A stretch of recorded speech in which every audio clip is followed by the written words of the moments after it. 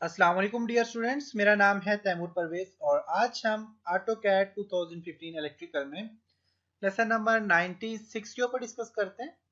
आज के इस लेसन में हम देखेंगे ओम लॉ क्या होता है, लॉ ऑफ रेजिस्टेंस क्या होता है और basic types of electrical circuit कौन कौन से हैं। तो आज के लेसन में हम चीज़ों के ऊपर डिस्कस करेंगे।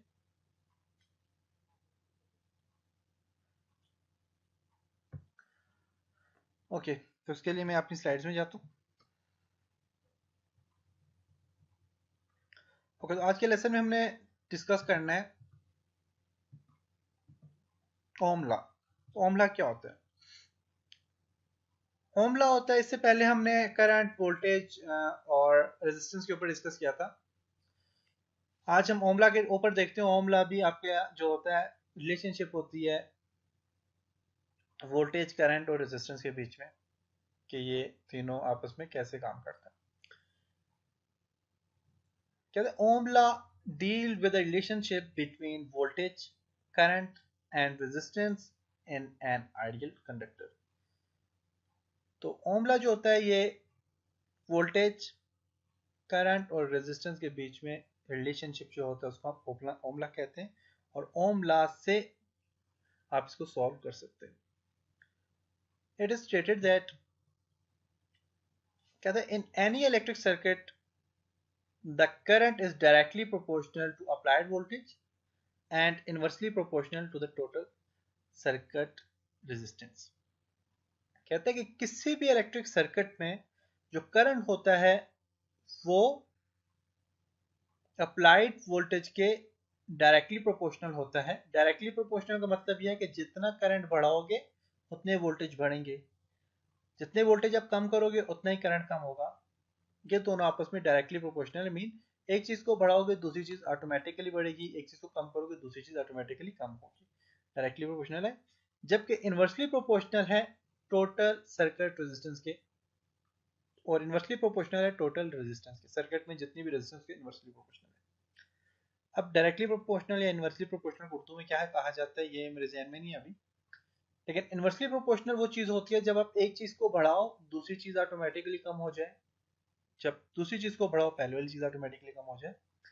तो यहाँ पे यही चीज कह रहा है कि करंट और वोल्टेज जो होते हैं ये आपस में डायरेक्टली प्रोपोर्शनल है। जब करंट को बढ़ाओगे वोल्टेज ऑटोमेटिकली बढ़ेंगे, वोल्टेज को बढ़ाओगे करंट ऑटोमेटिकली बढ़ेगा। इन दोनों में से किसी एक चीज को भी कम करोगे दूसरी चीज ऑटोमेटिकली कम हो जाएगी। जबकि करंट जो है वो रेजिस्टेंस के इनवर्सली प्रोपोर्शनल है। मीन करंट को बढ़ाओगे रेजिस्टेंस कम हो जाएगी, रेजिस्टेंस को बढ़ाओगे करंट कम हो जाएगा। तो ये इनका आपस में ताल्लुक है।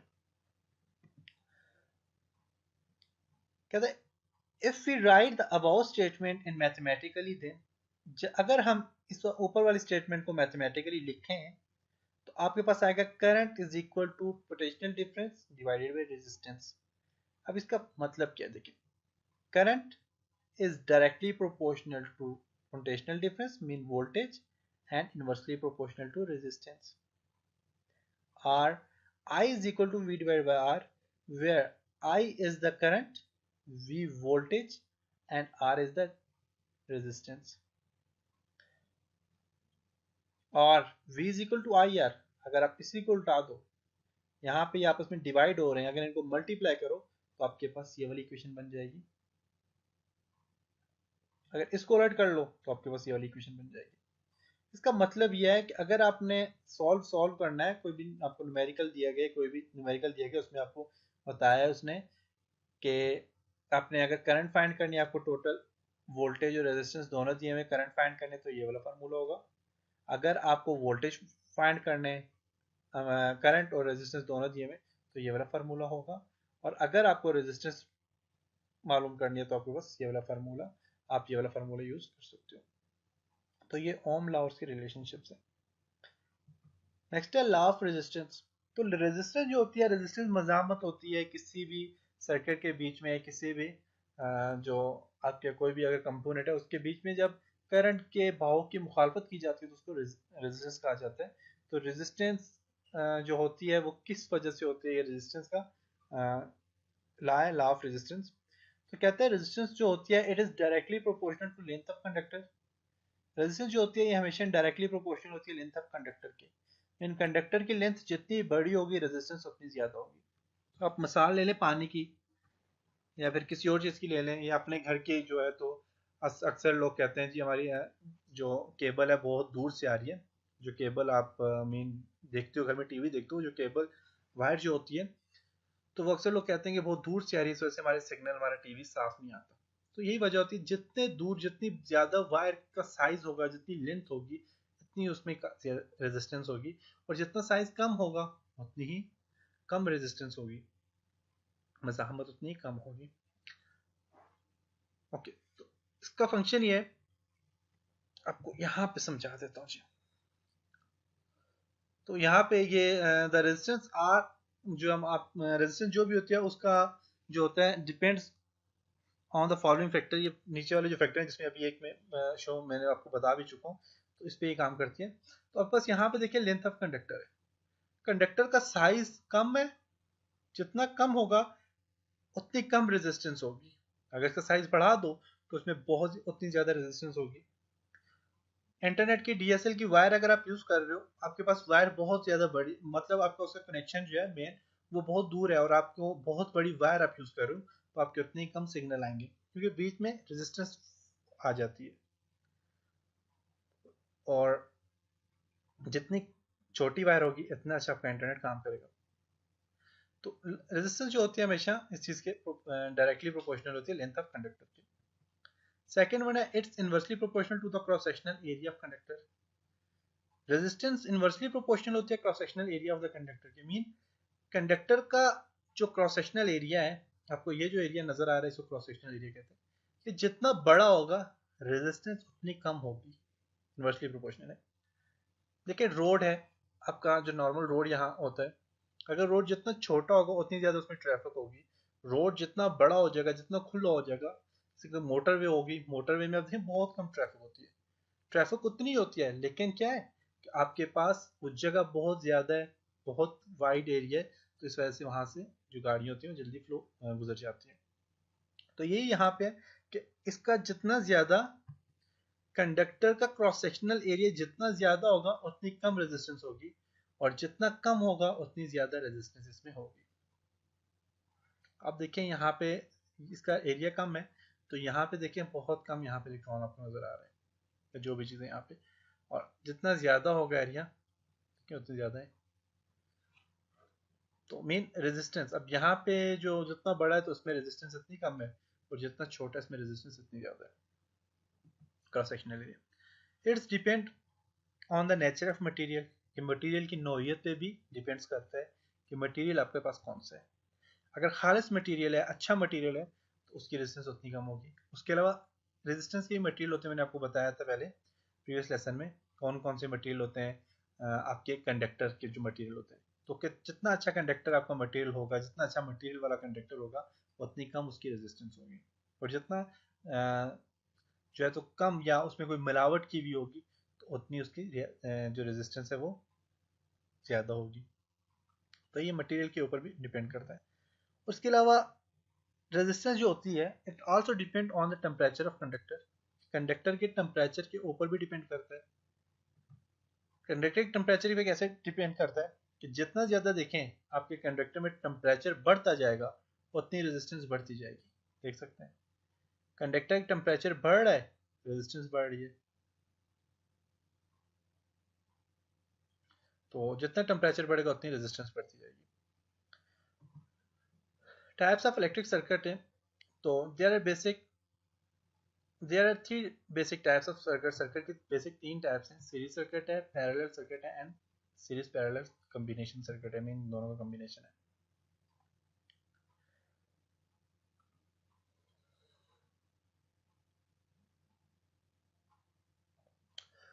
अच्छा, तो आपके पास जो सर्किट होता है, कहते हैं the type of circuit is determined by how the power source, conductor, loads and control of protective device and connected.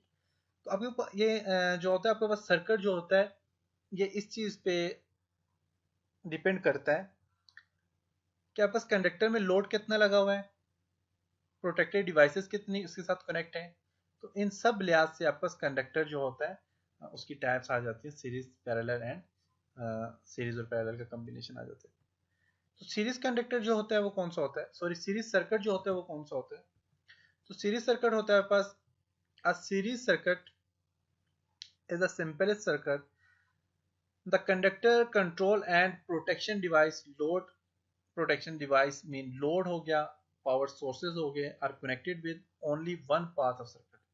तो इसमें जितने भी आपके एलिमेंट्स लगे हुए होते हैं उनका सिर्फ पाथ एक ही होता है, एक ही वायर पे लगी हुई होती है। The resistance of each device can be different, और हर एक की रेजिस्टेंस डिफरेंट होती है। The same amount of current will flow through each, हर एक के बीच में से, हर एक एलिमेंट के बीच में से जो करंट फ्लो हो रहा होता है वो सेम हो रहा होता है। The voltage across each will be different, लेकिन वोल्टेज डिफरेंट होते हैं, करंट सेम होगा, वोल्टेज उनके डिफरेंट होते हैं। If the path is broken no current flow, अगर उनका रास्ता कहीं से भी टूट जाता है तो उससे करंट फ्लो नहीं होता। तो ये हम जब सीरीज और पैरेलल सर्किट जो है इनका प्रैक्टिकली काम करेंगे तो आपको पता चल जाएगा इसका फंक्शन क्या है, ये कैसे यूज होते हैं। तो आपको सीरीज सर्किट लगा हुआ नजर आ रहा है। सीरीज सर्किट में एक देखें यहाँ पे एक ही वायर्स के साथ हमारे पास दो रेजिस्टेंस में दो बल्ब यहाँ पे जुड़े हुए, लैंप यहाँ पे जुड़े हुए, तो ये सीरीज सर्किट होता है। अब देखें यहाँ पे भी सीरीज सर्किट है। अब शादी ब्याह की जो लाइटनिंग होती है तो वो सीरीज में की भी होती है। तो आपको पता होगा अगर बीच में से एक भी लैंप फ्यूज हो जाता है या कोई मसला हो जाता है तो उससे आगे वाले जितने भी लैंप होते हैं वो चलना बंद हो जाते हैं। तो ये सीरीज सर्किट का फंक्शन है। ओके, उसके अलावा पैरेलल जो होता है, पैरेलल घर की जो वायरिंग की भी होती है वो पैरेलल में की भी होती है। कहते हैं a parallel circuit has more than one path of current flow, parallel में काफी सारे पाथ होते हैं करंट फ्लो होने के। पैरेलल में आप घर की वायरिंग है, आपका पंखा खराब हो गया तो आप जो है तो लैंप तो यूज कर सकते हो, लैंप लगा सकते हो। अगर दो लैंप लगे हुए, एक खराब हो गया दूसरा लगा सकते हो। तो ये पैरेलल वायरिंग की होती है घर में। The same voltage is applied across each branch, हर एक में से सेम वोल्टेज गुजरते हैं। If the load resistance in each branch is the same, the current in each branch will be same. अगर लोड रेजिस्टेंस जो है वो सबकी एक ब्रांच की सेम है तो सबकी सेम होगी, एक जैसी होगी। If the load resistance in each branch is different, the current in each branch will be different.